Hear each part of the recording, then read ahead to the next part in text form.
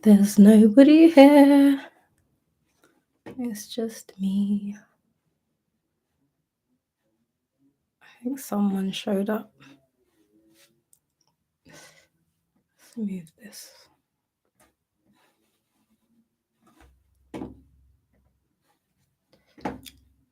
Oh, there are 3 people here. Hey! Hey, Daniel. Why is it so dark on my screen? Hold on.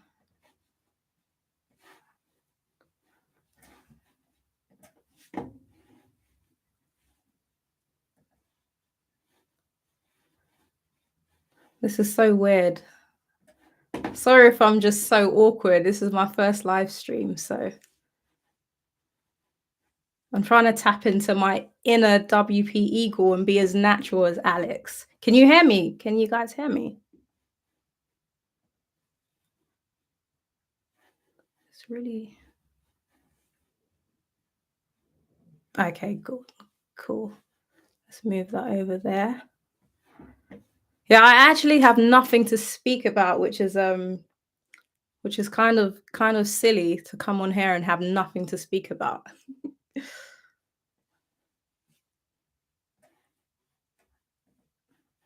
And I can't really see the chat. How do people do this? Hey, Joanne. Hey, Daniel. Hey, Villain, Newell, Kitio. Wow, people are showing up. This is so cool. What should we talk about, guys?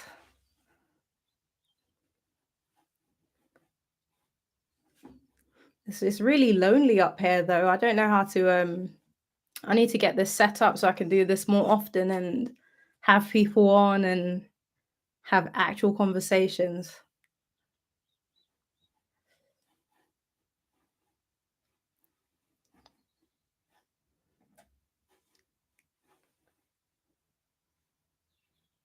Thank you. Thank you. Despair repair. And Daniel, how are my sites going? I actually need to post an update for the case study. It had a jump in traffic today, or yesterday, which was kind of unexpected. But I've also noticed people have been going on Ahrefs and looking for my top articles, which is what prompted my latest tweet, which was, I mean, on that site there are like 700 articles, and there isn't one that's receiving a bunch of traffic. The most one is receiving is probably 200 visits. So you're not going to get much success in stealing any top articles because there aren't any. So that's interesting. I wouldn't feel safe having a site that only had, or where most of the traffic was coming from, 5 articles. So found that quite interesting. Um, will it work on travel blog or gardening? Yes, it will. It's based on your keywords. So I think with travel blogs, you're probably doing it based on the places that you actually visit.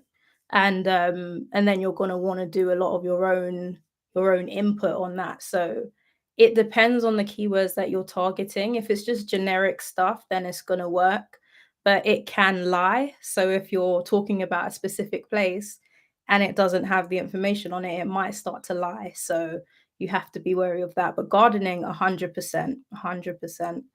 Um, I use some chat GPT generated content, which I edited to bulk out a few posts, and my site tanked. You think it could be related? So some chat GPT generated content.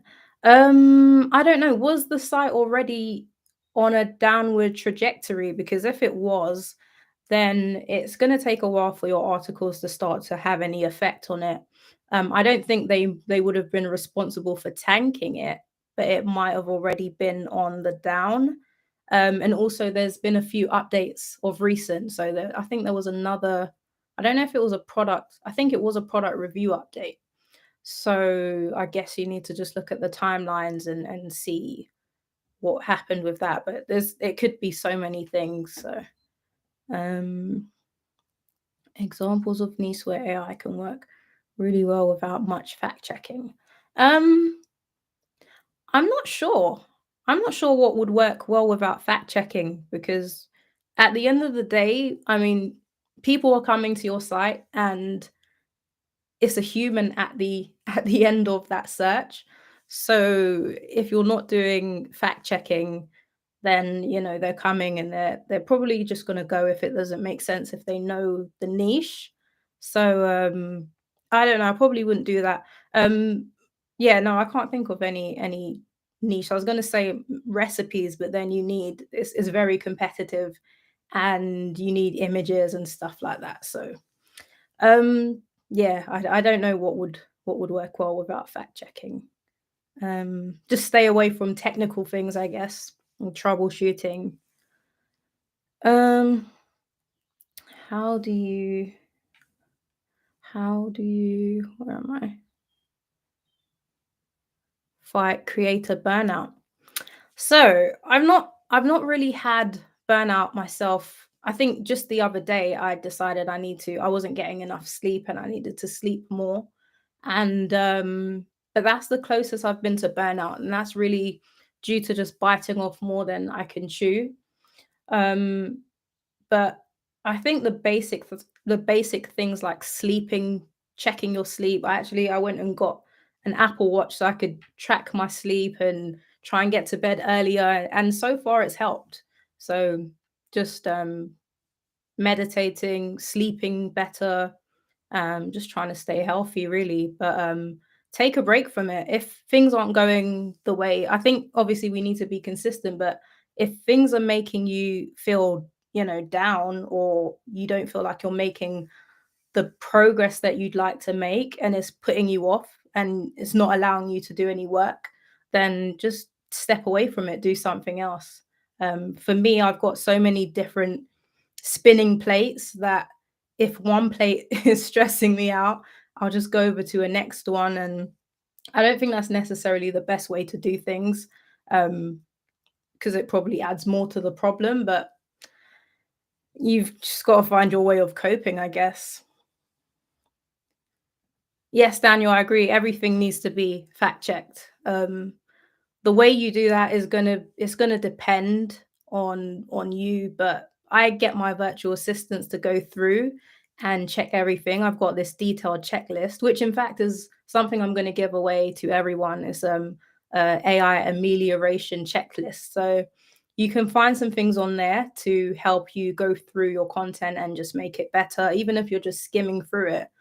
These things are going to make a difference. And I've got some little hacks in there. So hopefully I can release that by the end of the week. I've got some other things to do for the Topical Authority Accelerator course. But yeah, there are things you can do to, I guess, do as much research before you publish. If you're bulk publishing, doing as much research and using the sheet to kind of put that information together is going to save you a lot of time on the back end, on the front end editing. So all you're focusing on is formatting.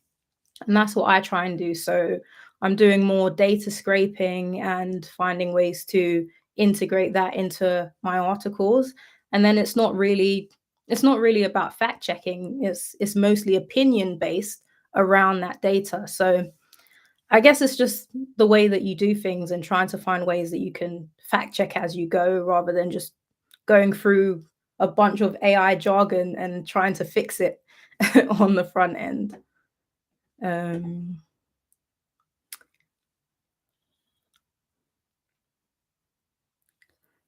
as a case study or monthly video checking, I've had a few people ask me about doing something similar, and I would love to. I actually want to do that. Something that Doug done for me, and it was a huge help. And I always said that's something I want to do with others. At the moment, my schedule is ridiculous, so I'm not going to take anything on. I'm trying to reduce some of the stuff that I'm doing. So when I am in a position to do that, I'm definitely going to open that up, and it will be really nice to work with people on a one-to-one basis, and I guess be more consistent on YouTube as well. It'd be cool to do these live streams properly. Um, you talked about starting a content production agency one time on Twitter. Any plan? Yes, I think that is the route I want to go. When I step back a bit more, what I'm actually working on right now is I've been training up my virtual assistants. I've been hiring, firing, and training them all up to do exactly what I've been doing. So I want to replace myself completely.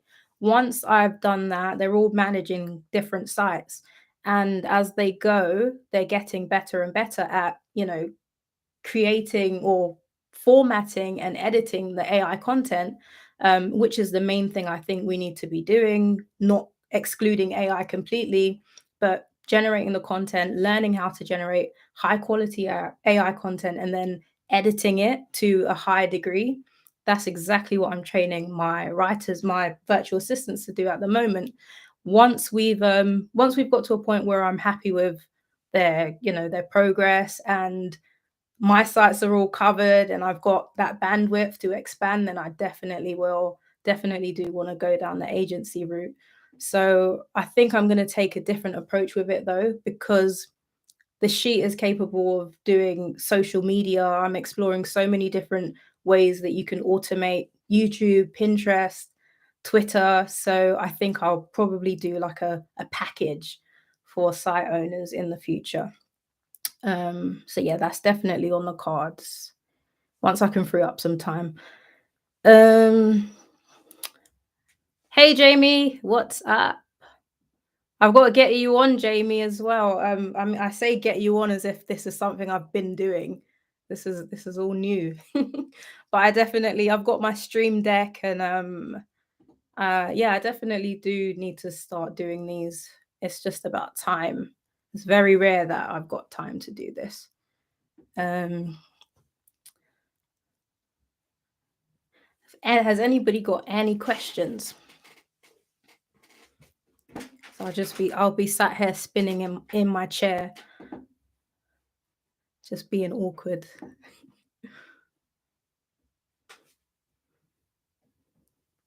Or I'll have to think about something to talk about. I have a site that is two niches and I want to separate. How do I do that? Hmm. Do you need to separate it? How different are these niches? Are they somewhat related, or are they just completely random? If they're somewhat related, I don't think I'd separate them unless the site got to a stage where it just didn't make any sense to keep them on. So you had a crazy amount of traffic, then you probably would want to make a brand new site for one of them and then just split them like that. But I've got a site that I've done the exact opposite. So I started too narrow and I had to kind of force a topic into it to expand. That topic is not it's not doing great, but it is working. So I don't think Google I think it's about the way you do it. I don't think Google cares that much that it's going to be a problem until your site's getting a crazy amount of traffic. Gardening and the great outdoors. I think I think they can go. I don't know. It depends on what gardening topics, but if you absolutely want to separate them, then you'd probably want to get a new domain. You probably want to get a new domain. It depends on your domain name as well and how you've categorized it, I guess. But I think I'd leave them on. I'd try and make it work for a while.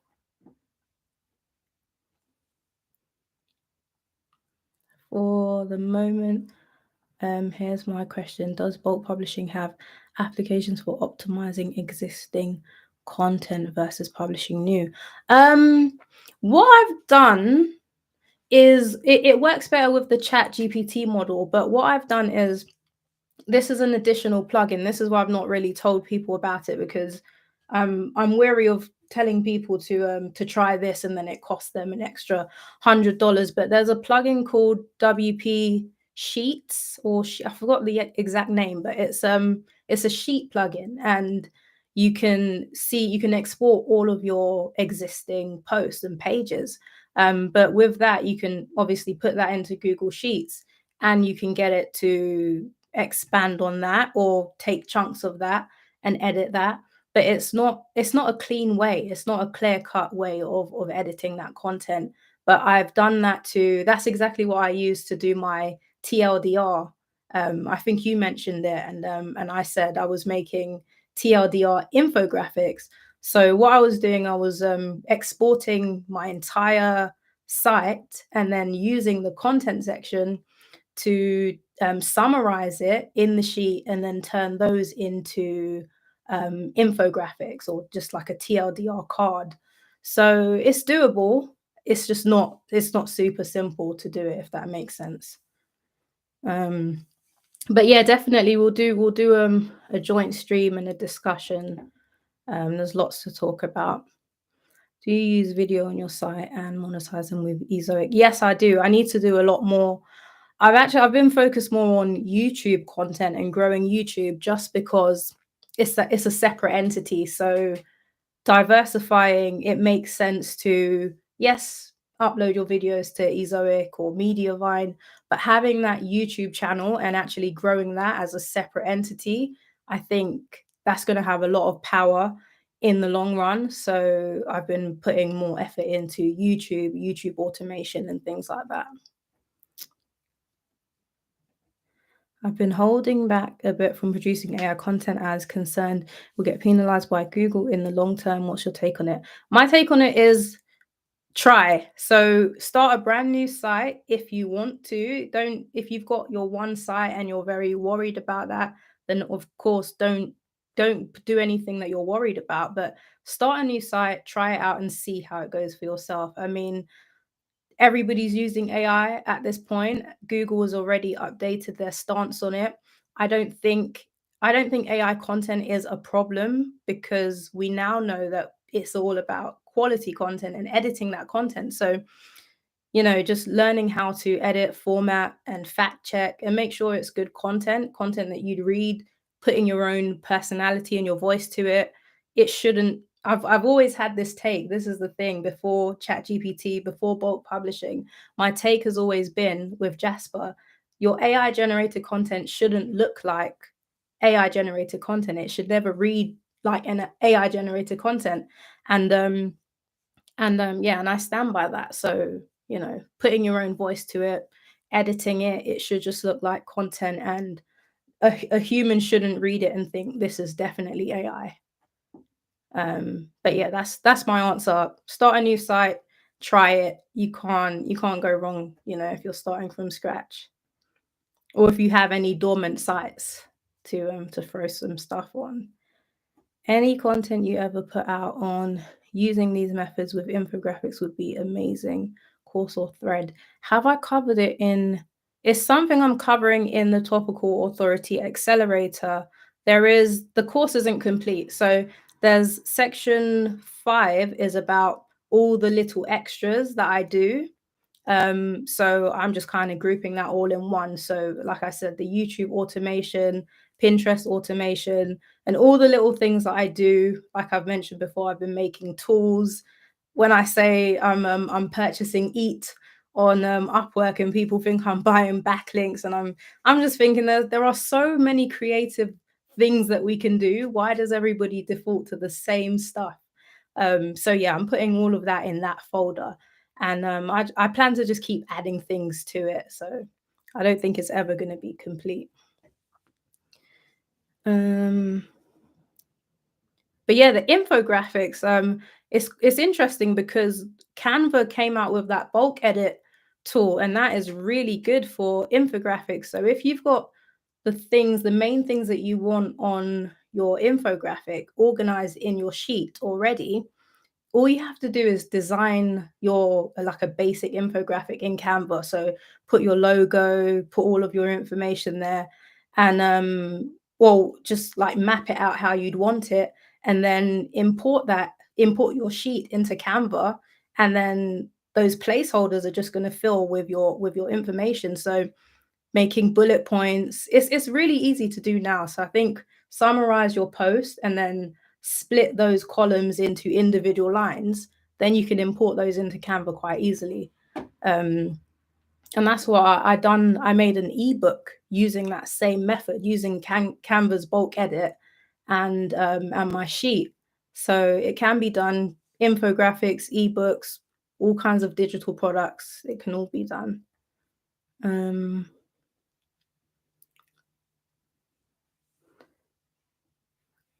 don't know. You had a course. What's it about? Joanne, the course is it's with the bulk publishing system. So it's for anybody who wants to use the bulk publishing, the spreadsheet, and learn the ways that I apply it to my sites or to my portfolio. So most recently, my youngest site, which is maybe 13 months old now, I stopped hiring writers around, I think I spent around $2,000 on it on articles. And then I started playing around with bulk pre-bulk publishing, which was more like programmatic SEO. And but I was using Jasper and I was copying and pasting these like variations in the sheet. So I thought, wouldn't it be great if we could have AI in the sheet to make these variations? So I stopped ordering articles and I started doing that for those very, very easy to produce articles that I was spending, I don't know, $20 on. And and then that grew, that worked. The site started doing really well. And then I made the sheet and I started bulk publishing on it. So it's all good now. It's on Mediavine now. And yeah, so that's all I'm doing. That's what the Topical Authority Accelerator course is going over. Those like the 5 steps that I do, what I've done on that site, and what I'm doing on my other sites. I thought it would be more beginner friendly. This is why I say I'm gonna just keep adding to it. Um, I've not made courses before, so I was kind of like a fish out of water, but I really want to just make sure I can put as much value in as possible with it. So I'm just going to keep adding to it. But I'll send you the let me put the I'll just put the link in. Is that right? I think that's it. Alright.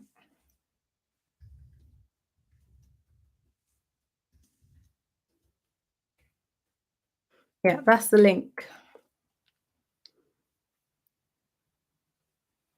How's YouTube AI automation going? Are you open to ever outsourcing YouTube content creation for your blogs, maybe an agency?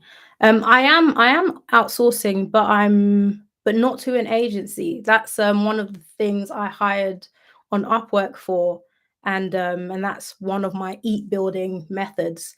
So yeah, so I'm doing a combination. So I've got some AI sort of automation going on. I've got outsourcing going on, and that's really working really well. So I'm now trying to double down on that across all of my sites while building an email list for all of the sites, which is kind of crazy, but it's getting there.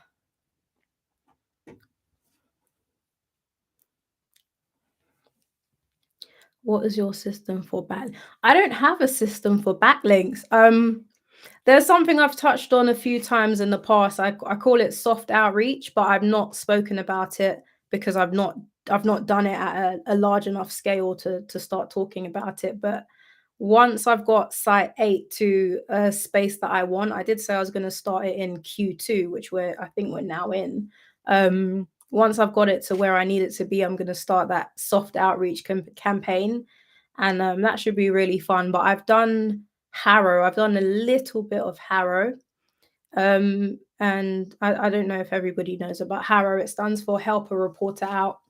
Most people know about it these days, but Harrow is very competitive now, but it seems really easy to get links because on the first few tries, I managed to get some decent links. I got like a DA46 and a DA77. And that's like with very, very little effort. It's literally just setting. Doug has a course on Harrow, and there's some tips he mentioned, so you're not wasting any time. And yeah, so literally just setting my preferences, and then when they come through, just replying. And then before you know it, I mean, you forget about it, but then you get some links. They might email you back to say we've featured you and blah blah blah, or they won't email you at all, and you'll see it in Ahrefs. So yeah, Harrow definitely still works. Um, is very time consuming. So Doug's course is really good if you want to, well, learning how to do it yourself, but it's something I can now teach my virtual assistants when the time comes. So they can just do all of that, and I can actually send the email straight to them. So yeah. But I've not purchased any links. I'm just kind of hoping they keep coming naturally. Hey Mark, did you figure out any good way for mass interlinking on AI sites? So we have a few options. There are plugins, and what I've been doing on my case study site was in the sheet, I've got like 3 columns, interlink 1, 2, and 3. And because I put the slug in the sheet, I can generate the URL that it's going to have before I've even published the post. And then I can just kind of, it's hard to explain, but I can just link to the column, the next one down. So because I'm publishing in clusters, they're all related. So again, I can just link to the next one, do dogs XYZ, do dogs, can dogs, and then they'll all link to each other. So if I publish a cluster of like 45 articles, they'll all get 3 interlinks each, something like that. So that's one way of doing it, but then you don't have contextual links. But I guess you can force it. I've done that as well. I've made these default sentences. If you like this post, then you might like this one, and then it's got the anchor text and stuff. So it works, but it's not the cleanest method. Of the best method is having someone go in and either make an extra paragraph to fit that contextual link in, or yeah, or just doing it yourself, or using like Link Whisper or something. But with Link Whisper, you do have to go in and make sure you're editing that anchor text. So either way, it's still quite a manual process. So I'm waiting for someone to make the AI version, that just finds all the relevant links for you. Um, any idea on what is costing you to outsource YouTube currently per video? I've paid $25 per video so far. It does need a little bit of editing. I think I'm gonna pay him like an extra. I think he wants $35 per video to do the editing, which I'm fine with. It's okay because otherwise it's I'm the bottleneck. So yeah, but it depends on the kind of video that you're doing. If you're just doing like a tutorial, a screen grab or something, then that's going to be a lot cheaper than paying someone to sit down in front of, the computer and record based on a script or write their own script. That's going to cost a lot more money. So you've got to plan what kind of content you want.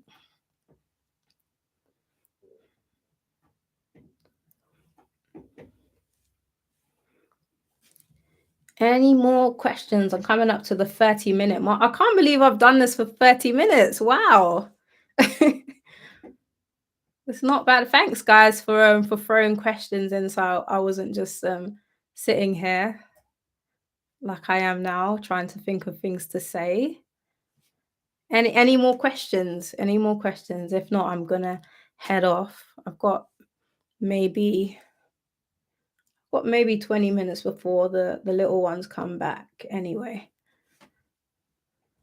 just been lurking. Hey, Margaret. Margaret, did I meet you at the affiliate gathering? I think I met you at the affiliate gathering. For Eat, would you recommend hiring a writer within your niche with their bio? No. So I have done that, but I opted for hiring an expert for the YouTube stuff, because that way I get to link back to them from my site anyway, and then I get YouTube. So I'm thinking more of getting more content. Of course, with the YouTube videos, if you're hiring someone to to do your YouTube videos, then you get them and their expertise. You put their name in it and all of that stuff, and then you link that back to your site.